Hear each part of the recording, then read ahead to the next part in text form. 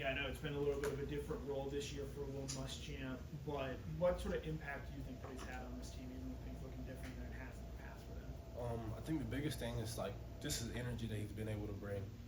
Even though he's not, always here, his presence is, and um, it's kind of funny because when T-Rob got here, we said T-Rob was another Muschamp because they've been working together for so long, and he really is. And when Muschamp gets back, that energy that he just brings, and he's just been here for so long. So just to see his face, it's always a good thing to see. Headed into another big game for KJ, just what's your message to him playing as a freshman in playoffs for the first time, and what kind of development have you seen from him over Yeah, the course of this year? like his growth is crazy. When he first got here in the spring to now, he's just going to continue to grow. And he's not really a freshman anymore. No one is. At this point in the season, you've been playing, and especially if you've been starting all year, you're no longer a freshman. So, just keep playing how you've been playing. You don't gotta change anything. Don't gotta do anything special. Just be you. You are special. And just go out there and play your ball.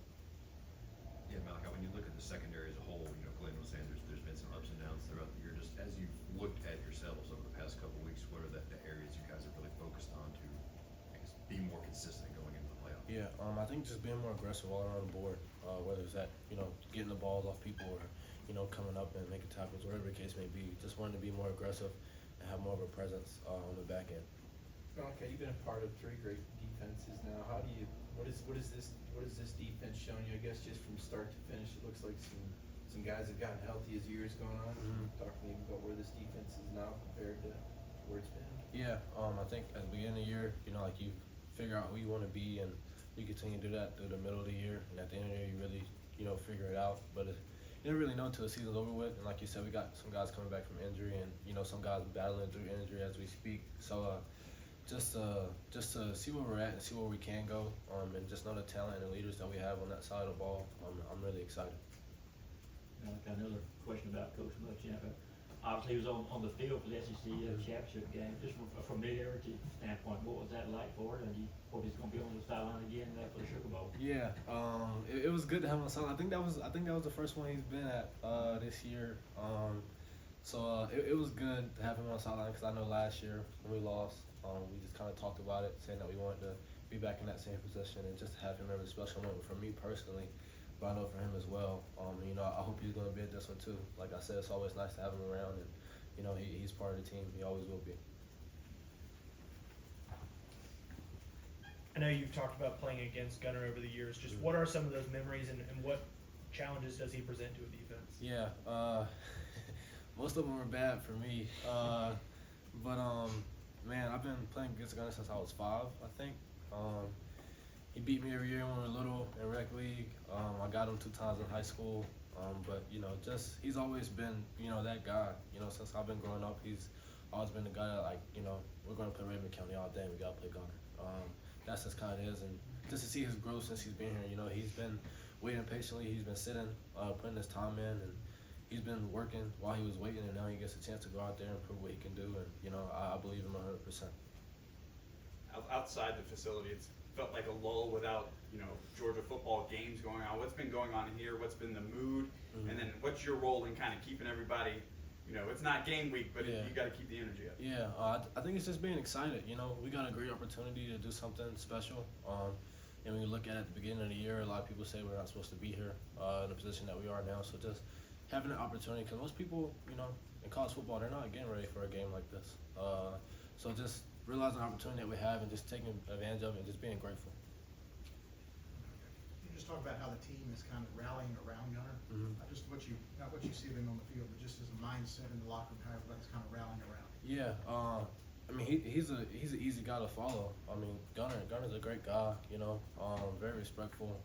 Great parents. He's the guy that you want to lead behind. And a lot of guys have confidence in him, and I think you saw it during the game in the SEC. A bunch of guys believed in him, and I think he's easy to follow, but he also puts the work in, and he wants to be better. Like every day, like he's asking questions, like you can see where he wants to go with it, and I think that's a big thing that everybody loves to see out of him. What stood out to you about Notre Dame's offense when you dove into it and started studying what they do? Yeah, very explosive and very physical. They got guys on all levels.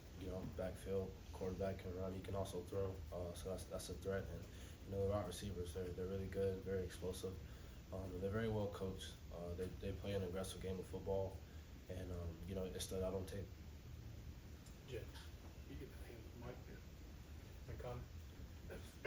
Yeah, it seems like away from the football field, Gunner, quiet, nice, mild-mannered kid, and then he sort of steps on the field and he's running guys over, talking junk to other guys. What is that on-field personality of Gunner like, and why does it seem like guys sort of seem to gravitate or rally around that? Yeah, I think it's just the confidence that he has in himself. I think you see everybody like having confidence in him, and like when you see him step out and you know he's running guys over or whatever, that's just the confidence that he has in his game, and that's another reason why it makes it so easy to follow him. You know, because when you see someone like that who's so confident, it's hard to not be confident in them as well. So he's been doing a phenomenal job, and just the guy he is on and off the field, I mean, it's amazing. This time we'll take a couple questions from Zoom. Okay, first up will be Charles Odom, Associated Press. I'm going to ask you yet another one about Gunner, if you don't mind. Based on your background with him, what was it like for you to watch from the sideline when he entered that game and immediately led the team down the field to a touchdown on his first drive? Yeah, I told my mom as soon as I got back after the game and I went and saw him in the stands, I told him, I was like, I don't think anybody's more excited for Gunner than me, other than his parents. But you know, like I said, it's been a long time for him. He came here and he sat and waited and he put his time in, and you know, we have a really good relationship, and just to see him go out there and show what he can do after everything that he's been through while he's here, I was really happy for him. And next up, the Bailey Burmaster, Atlanta News First. Malaki, going off of that, another Gunner question. I'm curious, what is something that you could tell us about Gunner that maybe the average person doesn't know?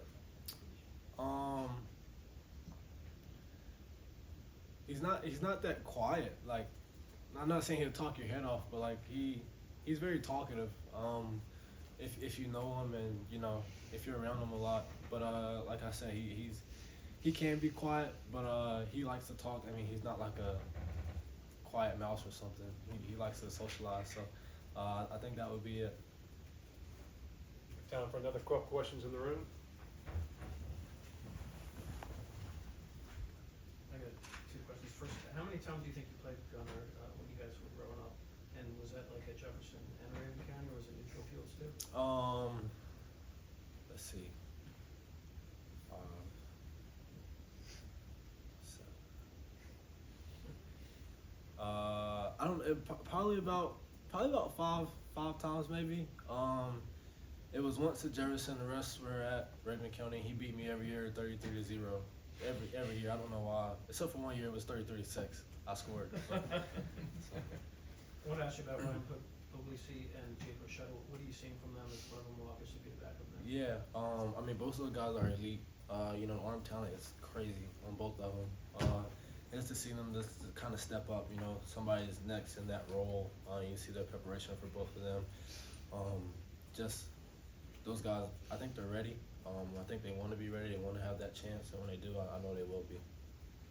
You've played both star and safety this year, bouncing wherever Georgia needs you to play. What has that experience taught you about yourself? Yeah. Being able to do that. I think it's allowed me to realize like how versatile I can be, and it's allowed me to like really learn the defense, not just like from safety or star, but just like from all positions.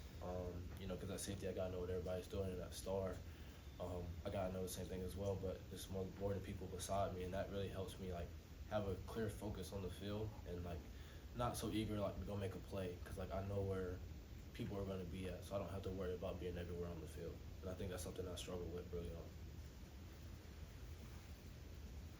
Have time for another question if someone has one. Malaki? You're a guy in high school that played both ways. You watch Travis Hunter win the Heisman. Do you ever get jealous of that and wish you would have played a little more offensive? Nah, I wouldn't say I get jealous. I do miss being on the offensive side of the ball. I'm still trying to get Bubba to throw me out there. It's probably too late at this time and period. But no, I'm happy where I'm at. Okay, thank you, Malaki. Thanks, Malaki.